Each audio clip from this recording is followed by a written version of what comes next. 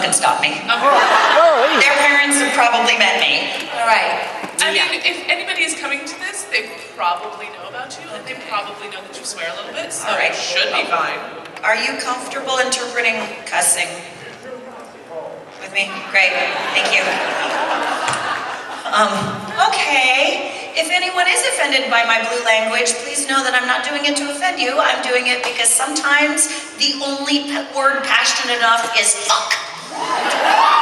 Right? Right? Okay. Would you like to introduce yourself, and I'll stop bouncing for just a second. Well, hi, I'm Stephanie, the Literary Hype Woman, host of Literary Hype Podcast, and I'm so excited to get to talk to Kim Rhodes about her epic career, which yes, you are epic. All right. Because you have a microphone and you're up here with me, you get to start. Do you have any favorite questions that you want to ask? Well, I was looking at your Instagram last night, and I saw you got to hold a marmoset while you're here. You guys, there's a marmoset here. You can give the man money, and he gives you gloves, and the marmoset sits on your hand. And then yesterday there was a parrot, and he put the parrot on my head, and then he said, hold your hands like this, and I held the parrot like a baby. I know. So yes. You are kind of known for loving your There's so much I love it. And today I discovered I also love robots. I had a very long conversation with a pair of R2-D2s and a BB-8. No, and I do mean conversation. It started discussing the marmoset, and then one of the R2-D2s, I think, told me about an animal it had held from a planet I'm not familiar with, but then it was sad because it didn't get to see it anymore, and I said, that's okay, you're going to see it again, and then they both needed mom hugs. And I remarked that it's so much easier talking to robots than it is people. That's really valid. But that's also me. Like, only I can have an entire conversation with an object that only beeps. But we're running around this morning, and so I understand what you're talking about. Like, so how did you learn to speak with robots? I don't know. I just did it. So are you part robot? Maybe. But you mentioned the mom hugs, and you are kind of the mom of the internet. That's what I felt like. I felt like they both needed some mom hugs, because robots probably don't get a lot of mom hugs. Probably not. So I just hugged this gentleman right here is like, what the fuck have I gotten myself into? I just wanted to know if Sam and Dean were nice in real life. What the fuck is happening here? The answer is yes. Yes, they are. So what questions do you have? I have so many questions. Okay, ask me two, and then they're gonna get to start. Okay, yes. Okay. Well, I do want to talk about you being the mom of the internet and what it was like for you, because that really, TikTok blew up during COVID, and you kind of took on that role of being everybody's mom and comforting everybody. So what's a piece of advice that you've given on the internet that you wish someone would have given to you sooner? Well, I mean, the shitty thing about being me, there are a few of them, is that I tend to only learn from my mistakes, so I make a lot of them. So I probably wouldn't have listened if somebody gave me advice earlier on in my life, but I think one of the most important things that I convey to other people is that just because something doesn't work out the way you intended doesn't mean you failed. There is no such thing as failure in this world. You are perfect, and you are doing this life right. Sometimes you learn uncomfortable lessons. Sometimes you discover stuff isn't in your power, but you are always doing this right. You are good, you are needed, and the way you shape the light through your heart is unique, and the world needs it.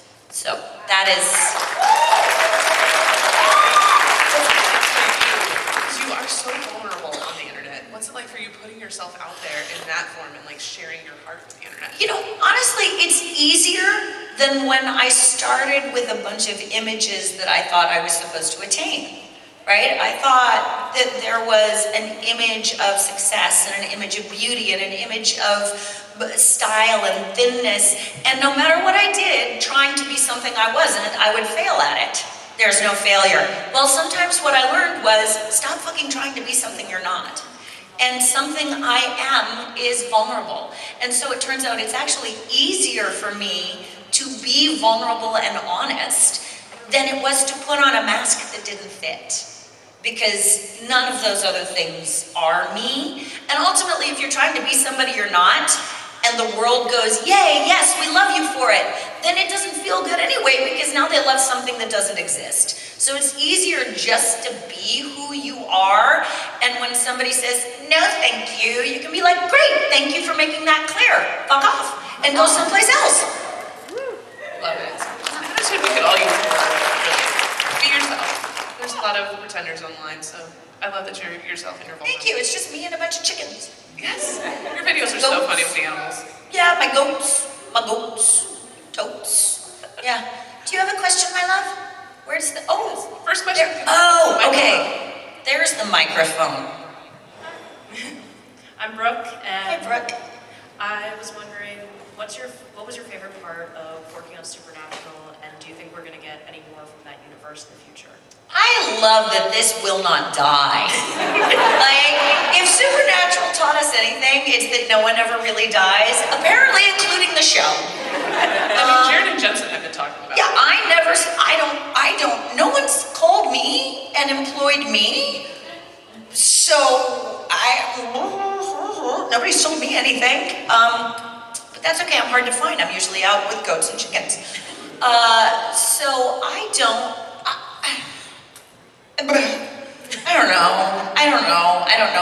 There's licensing, there's IP, there's buying property. I don't fucking know. And I probably wouldn't tell you even if I did, but the truth is I don't know anything. Which is better than the answer I would have given a year ago, which was no, they're lying to you. But now I'm like, oh, maybe, who knows? Stranger things have happened. And I think my favorite thing was, well, there's two. One is the community on set, and the other is the community of fans that I've discovered. So just finding the connections that I've made through Supernatural. I had no idea that it would last this long and be this meaningful to me. So thank you. Yeah, thank you. Supernatural always greatest to their female characters. What would you have wanted for Jodie if you got to change something and carry on? I had one episode that I was like, you're kidding me. So the setup, all right, do you all know Supernatural? Yeah. Okay, well, just in case there's people in here who are like, I wanted to hear about Zach and Cody and I don't understand why you're cussing so much. I just wanted to just update you on the fact that for many years after that, I played a sheriff who cut the heads off a lot of things that were not human. There was one episode, Jodie's last episode, so Jodie kind of enveloped a lot of girls. There was going to be a spin-off called Wayward Sisters because Jodie had adopted so many girls into her home. And the most problematic of them was Claire. Claire did a lot of stupid shit that could have got her killed. Didn't, but upset Jodie. So the last time we saw Jodie, the person that Claire was in love with needed rescuing. And Catherine Newton was too expensive for them to get, I guess, I don't know. They had me there basically to remind the audience why Kaya is important and needs rescuing. Because Claire's heart is breaking. So already I'm like, all right, so I'm kind of an emotional stand-in. And I'm going into the monster world with Sam and Dean. It's three of us, we're gonna enter the space vagina, and that's what we called it, it's what it looked like. You'll never see anything else now, you're welcome. So we were gonna go in, we were gonna fight the monsters, maybe see if the girl come back out. And then Cass has a whole conversation with Jodie about, don't go. I'm like, don't go? Yeah, because Claire will be sad if you die. And Jodie goes, okay. Are you fucking kidding me? First of all, Claire never seems to care if Jodie would be sad if she dies. Like, this is the agreement we've all gotten into. Secondly, if you are going into an unknown world full of monsters and you think there are 3 armed fighters going in and then all of a sudden 33.3% of your force is gone, don't you think that would affect the other 2 going in? No, they were just like, oh, you're standing behind because you have feels? Great, see ya. that I would have changed. And I did. I was like, if nothing else, we need a conversation between Jody and Cass where Jody at least stands up for herself and says, Claire doesn't seem to care if she breaks my heart. This is my job. And so we shot it. We put it in, and then Cass was like, but a mother's job is to do better and to show what better looks like. And I was like, okay, that will convince Jody. So we shot it, and they cut it. I know, I still make fun. Rich Spade directed that particular episode. He played Gabriel. He directed that particular episode, and I still pick on him about it. He's like, it was in the director's cut. They just decided. And I was like, yeah, they just let me shoot it to shut me up. Director's cut. Yes. So that is something that I would have changed. I would have changed that moment, and I did change that moment, and they changed it back. How dare, rude. Hey, what's your name and your question? Hello again, my name's Katrina. So I'm definitely one of the ones that grew up with you as my mother in The Sweet Life of Zach and Cody and Supernatural, so obviously very different mother types. So my question, If Carrie had had a shotgun and a machete, who knows what would happen? that's fair. Okay, that doesn't really change my question, but okay. Is there advice that you received from your mother or your grandmother, basically like a maternal figure in your life, that you were like, that's complete crap, I don't believe it, that when you were filming either of those shows that you were like, oh, okay, now it makes sense? Oh, okay, I see what you're saying. Something that I didn't understand until I had to give it. Advice that I didn't understand until I had to give it. I didn't have a lot of matriarchal advice in my life. Like, my mom tended to trust that I was gonna learn. There, okay, here we go. This is the phrase. Here we go. When you don't want to say no, because you know you shouldn't say no, it's against my better judgment, but okay. Anyone ever get that from their mom? It's against my better judgment, but okay. And then the guilt would cause me to go, never mind, I don't want to. So that would, yeah, I've done that a few times in my life where I was like, I can't say no to this person, but all right, I guess. I'm not mad, I'm just disappointed. I'd say that made sense more once I was a mom. Yeah. As a child of a mother who does something very similar, that makes sense. Yeah. Yeah, it's painful. And it worked on me far more than any, no, you're in trouble, shame, shame, shame. Just like,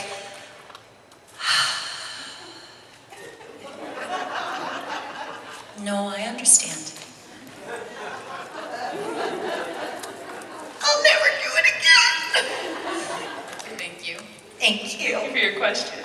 Hi, step on up. Hello. Hello. My name is Lauren, and my question is not Supernatural or Zach and Cody. Great. Awesome. Once upon a time, you starred in a little TV show called Star Trek Voyager. Yes. And you played Ensign Lindsay Ballard, and you were brought back in an alien race. What was the most memorable moment of filming that or having anything to do with that? Okay, I have two because I understand your question. So the first was working in a scene with Kate Mulgrew, and I'd never done single camera before, and this woman clearly was like, all right, this kid doesn't know what the fuck she's doing, but I bet she's teachable. And my scene with her, there's a dinner scene where we're eating, that was a one-woman act. Like Kate Mulgrew basically gave me a master's in acting in that scene. She was like, I want you to remember this, and to this day, well, to the last day of my employment, I used things that she taught me in that scene to make life better for everybody on set. She was incredible. The other moment, okay, so we're all familiar with Star Trek, right? We're familiar with the fact that the doors go shh, and you shh behind you, right? So Nobody pushes a button, nobody stands and waits. You walk through because they're magic. The magic of science fiction. Well, actually what's happening is there's a man up there named Ken who has a rope attached to a pulley that times your walk and pulls it open and then shuts it behind you. And they were like, all right, here's the thing, because the first time I had to walk into it, I had to walk through the thing, and they're like, listen, here's the thing, this is gonna feel very unnatural, but you cannot slow down. These doors open, they close, it's part of the reality of this world. If you slow down, it will piss off every fan out there. I was like, okay. However, I was doing my episode around Christmas, and this is back when people had a lot of money on sets, like the bosses, and so they had just delivered an entire array of In-N-Out burgers. Just as a treat, just as a Christmas treat for people.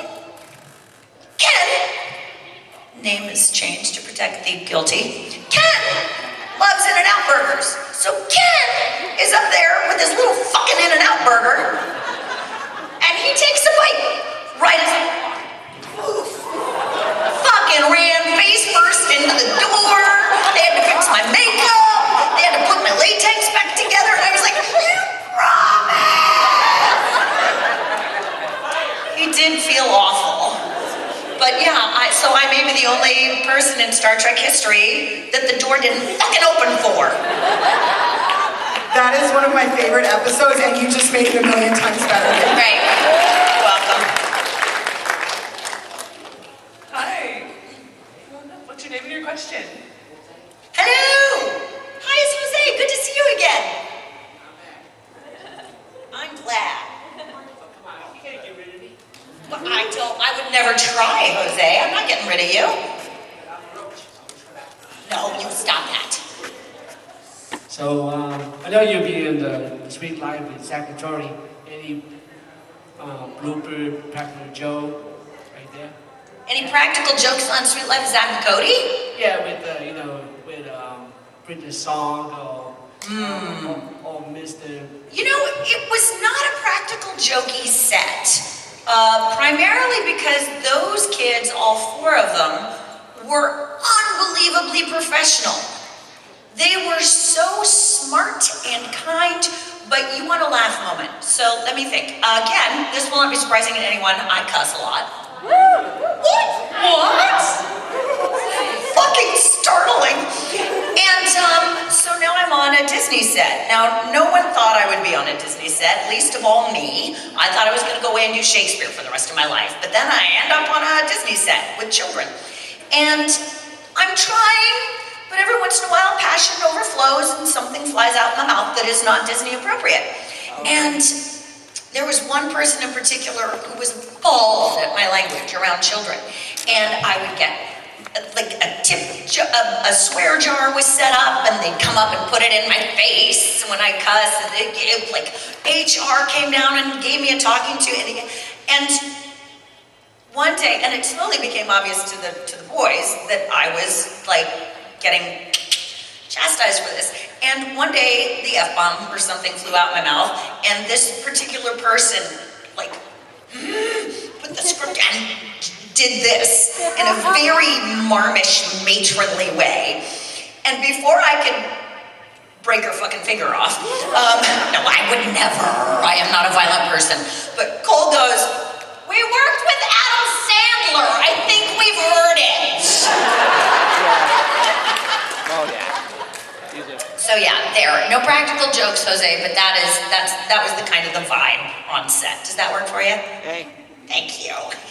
keep it clean. Hey. Okay, I have a question for you. Okay, Out of every role you've ever done, what is your favorite role?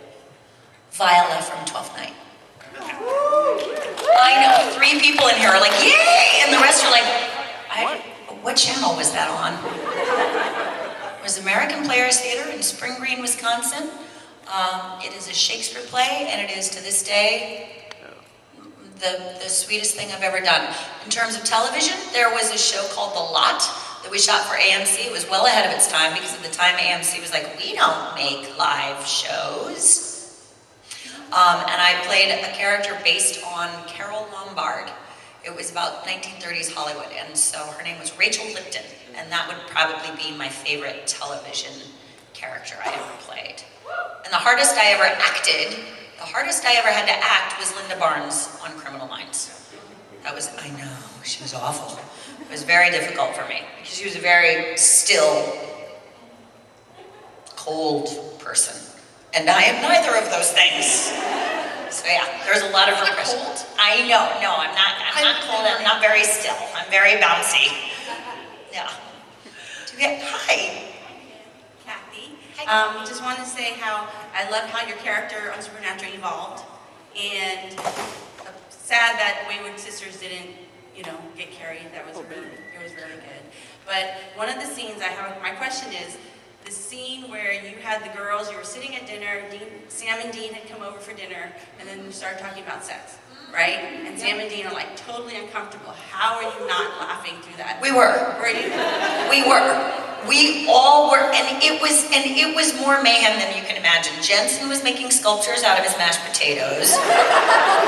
Jared was offering helpful suggestions for sex euphemisms.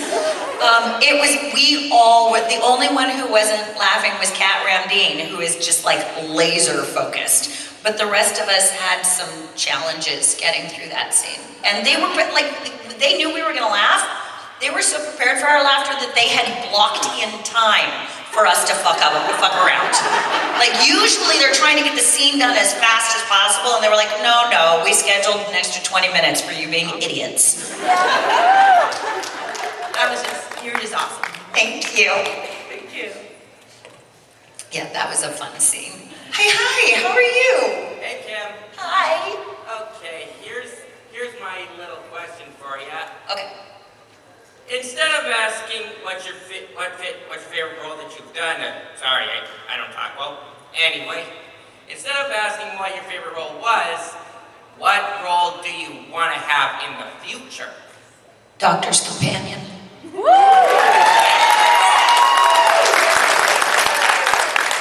I mean, I wish I could expound on that, but you all know exactly what I'm talking about. Oh, yeah.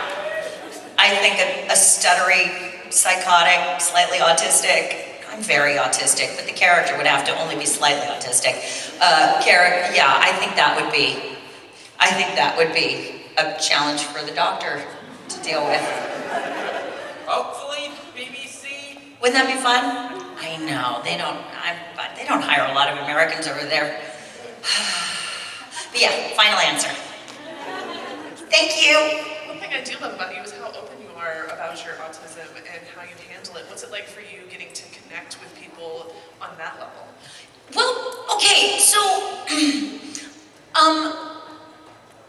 one of the beautiful things, so I was diagnosed about 5 years ago. My daughter was diagnosed young, and as I was working with doctors, they were a little like, maybe you should take a look at this test too. I was like, oh, it's so nice they want to include me in the process. Oh. That makes really so much, yeah, it made so much sense. And then once it made sense to me, everyone was either, yeah, you didn't know, because that's what the doctor said. They were like, we didn't know you didn't know. So obvious. And then, or there's other people that are like, no, you're not. The neurotypicals think I'm not, generally, initially, because 50 years of trauma made for great masking abilities. And then I would remind them, I'm like, when we're all sitting around talking about painful childhood lessons, who's the one that like brings up the thing that makes the entire room go silent? Because I didn't know. And they're like, oh my God, it's you. I'm like, yes, this guy. But one of the other things is I don't have the social wiring. Like I'm used to, for me, the biggest way that I am like, oh, I noticed this. All my life I tried to meet your expectations. Because that's what I'm supposed to do to feel safe, right? I'm gonna meet your expectations. But I'm missing the chip that tells me what your expectation is. So I'm just fucking guessing all the time. And when I get it wrong, I'm shamed and blamed and punished or damaged. And then I'm like, okay, so it's not that I'm supposed, so I became this overwhelming people pleaser in spite of not knowing how to please people. And then I got a diagnosis and was like, oh, fuck that. But it also shows up as, because I'm not wired to know that I'm an oversharer. I am the oversharer flavor of, and because I'm not wired to know that this is something that I should keep quiet and private and be ashamed of, I just am like, yeah, that's me. This is what autism looks like in this person. And it never occurs to me to not share that aspect of me. So thank you, but it's not actually difficult and shameful because I'm missing the components that are like, shh, that's an inside voice. I don't have an inside voice. Neither do I, it's fine. It's getting to have those opportunities to connect with people who do also have autism and feel more seen because you're being out there about it is very special to see on the internet, because you don't often see that kindness come through. I mean, there are kindness pockets on the internet, but the internet is also trash. It's also, so much of what I see, the backlash, is the idea that resources are limited. There's only one slice of pie, and my child needs it, so fuck you for saying your child needs pie, right? There's only one slice of pie, and if you get it, then I won't have what I need. And my attitude is always, no. Let's make more pie. And so the more I am open about, like, I like pie, you like pie, we can all have pie. Well, what about the people who don't need pie? They don't have to fucking have pie. Like, resources are not as finite and limited as we are led to believe, if we have the power to create them. So I am much more about create resources, find resources, accept resources, change the world, don't change the person, because we all have something perfect to offer, and ultimately we can't change anyway, as I well know from trying to do it for 50 years. So thank you for that, but it's not really, it's not like my, like I throw a standard in the air and toot the horns of war. It's more like, oh, it never occurred to me not to share that. So yeah, thank you. Love your shirt. What's your name and your question? Thanks. Hi, I'm Catherine. I loved your role in Supernatural so much. You did such a phenomenal job, and I love the show so much. I wanted to know how you felt about playing a character that was a maternal figure to such dysfunctional brothers that had absolutely no self-preservation whatsoever. Okay, you mean Supernatural, right? Not Sweet Life of Zack and Cody? Because that's, that I think actually applies more to your description. So here's an interesting thing. Now, first of all, first and foremost, what you own in your heart and your mind from Supernatural is right. It is correct, it is good. What you do with the show, so this is not to correct you. This is just to say I have a different perspective. A lot of people say Jodie was a mother figure to them because she didn't fuck either of them. I think she was a friend. I think we all have that friend who's like, you did what? Yes, I have bail money. So for me, she was a friend that was an equal, that was present, that was committed, that would have done anything for them, which we often interpret as being maternal when it's identified with an older female figure. But when in fact, I believe that she was a really good friend to them, that they had one mom. And good, bad, or indifferent, Mary loved them. And she was the best mom she could be. And I don't ever want to eclipse her role of mom by saying Jodie was mom. Jodie was a really good friend. So for me, that's how that played. And no, she wasn't attracted to either of them. Neither one of them was her type. I don't really understand that, but how do you not, like, my own personal upper lip sweat for the first 7 years, I was in a scene with Jensen Ackles. I was like, okay. We'd get our notes, and like the director would start to walk away, and I'd be like, I'm sorry, could you repeat all of that? Because all I heard was beep. Jensen was standing right next to me. But But yeah, so does that, I'm sorry to co-opt and countermand your question, but for me it was a deep, deep love, and they're really easy to love, so it wasn't hard at all. Thank you. Thanks so much. I love your personality. You're so sweet. Thank you, I'm so glad you're here, thank you. Hello, my loves. It was good. Everything, but especially you. Nice. So my question sort of, because you've done a lot of, I'd say maybe a little bit bizarre roles. You got the supernatural thing, Zack and Cody's a little bit, the Star Trek. So my question is, has there ever been a point where you're reading the script and you just kind of got to look at it and go, hey, what the hell is this? Who wrote this? What am I about to read? What is happening? Honestly, it happened more with Sweet Life of Zack and Cody than it did with Supernatural, because you knew you were in another world where you're like, yeah, that scans, sure. Oh, and then I'm possessed by a demon. Sounds fun. Ready to go. But yeah, when they're like, and then she's hanging off the side of the wall, hanging on to the satellite. It's like, what? We do what? They're like, it's Disney Channel. We do that here.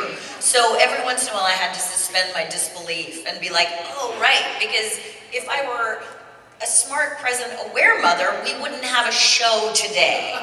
So I need to trust my kids when they say, no, Mom, we won't do that thing you just told us not to do, and then just walk out the door. Yeah. And Carrie, she would always give them that look like, you know what did, I will tell, this is a slightly different tenor than what you're asking, but there were two things that I argued with there were a lot of things I argued with because I was a problem child, but in the script, Carrie never said, I love you, ever. But watch Disney Channel. Parents never say, I love you. And I was like, Carrie is always walking out the door. And so I was the one, no matter what they wrote, that would walk out the door and go, love you. And then Dylan and Cole just automatically would go, love you. That's us. That was something I looked at and went, I disagree with this so hard, I'm gonna change it. What are they gonna do, fire me? Well, yes, actually, ultimately, yes. But in the meantime, yeah, thank you. Thank you. Stefana? Hi, lovely. Fellow autistic person, ADHD. Yeah, we're the, yeah. I like us. It's so awesome, but it's such also a fucking pain in the ass. But leading into that question, granted, I grew up with you on like Zack and Cody, but I'm not going to delve into it. Go back now and look at my little, because I didn't know at the time, but go back now and watch my little T-Rex hand. I saw them and I'm like, go back now, and you're like, she doesn't say, but you go back, Carrie has the T-Rex arms, always. And I would watch myself be like, what the fuck am I doing with my hands? And I would talk and I'd occasionally flap a little bit. Like, it's so obvious if you know what you're looking for. And I totally rewatched the episodes when you like went out and like publicly said that you're autistic. I'm like, wait a minute, this makes so much sense. Yeah, it makes a lot of sense now. So with that being said, like, especially knowing how we live with autism, have you ever had to like pull yourself out of your characters? Because with autistic people, we actually like very much go deep into the rabbit hole of like the realms that we read or watch and view. So how do you pull yourself out of it and maintain like your sanity while acting? It was never a challenge. I don't think I ever had a situation where I was like, oh, this is, I'm taking this home with me. Because one of the great things, I mean, acting is really just masking. It's just like, only you have the added benefit of knowing how the other person is gonna respond. Because most of you fuckers don't get the script I write in my head for you. The audacity! So acting is so lovely for this particular autistic brain because A, my over-the-top, too much sharing, big emotions, things that make people awkward in real life, that makes them go, wow, you're a lot. The number of times, wow, you're a lot. Yeah, I am, I'm a lot. But they pay you to be a lot when you're an actor. That's great. And you know what the other person is gonna say, and big feelings are a plus. In fact, that's what I did. So I was unmasking and I didn't even know it. So at the time, it never became internalized because I was so aware. I was just putting on a mask and pulling from this box of trauma today. Yay! And then you put it back in and go, back in the trauma closet. Yeah. Thank you so much. You're so freaking amazing, and thank you for being a role model for all the autistic kids out there in the world. You are so freaking amazing. You're doing great, sweetie. Thank you. Hi. I'm Lorelai, and so I was really wondering, what would you say is like your all-time favorite movie, show, or play, like ever? Like if you had to choose that I watched, that you've watched or acted in, if you choose that. No, definitely not. All right. Okay, I've got a deep cut, and I've got well, fucking of course. So the well, fucking of course is Princess Bride. Understandable. I love that. Right? The last time I was at a convention with Mr. Elwes, I paid money and stood in line because if I love someone enough to want their autograph and a photo, then I will stand in line like everybody else who loves them. Oh yeah. So, yeah, no, I stood in line and he was so kind. I don't know if any of you got the chance to meet him this weekend. He's so kind and so lovely, and he took so much time with me. And then he saw me in the green room and was like, and I'm sure for a second he was like, oh fuck, who let her in? I was like, no, I'm supposed to be back here, it's okay. I'm safe.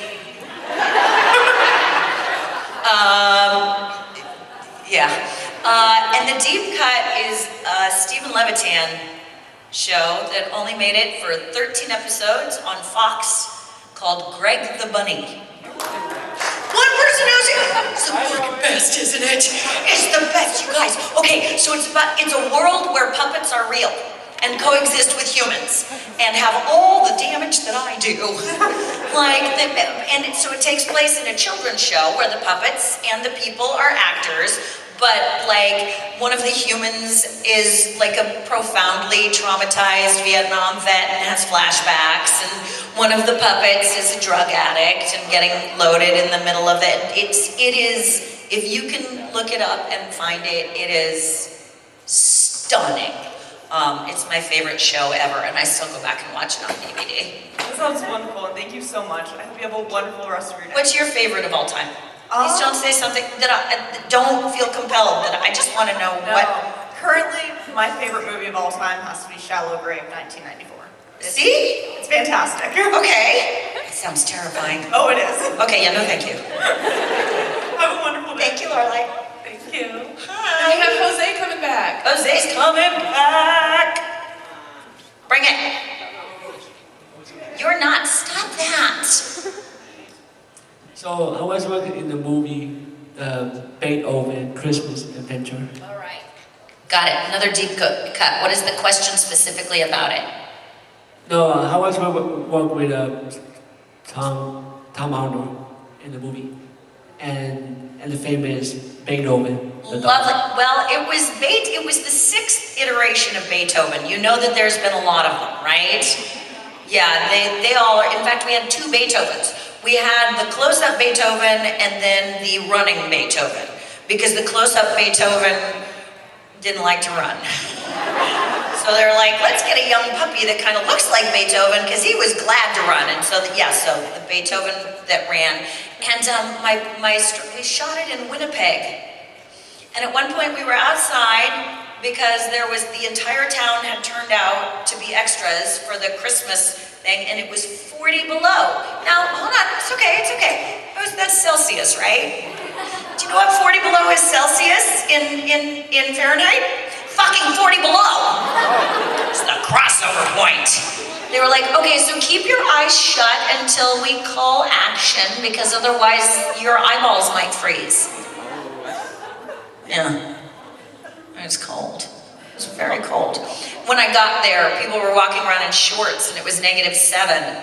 And I know, right? I'm like, what is wrong with all you people? And so then it got down to 40 below by the time, and then it went back up to -5, and I put on shorts and walked around with that. I was like, this is great.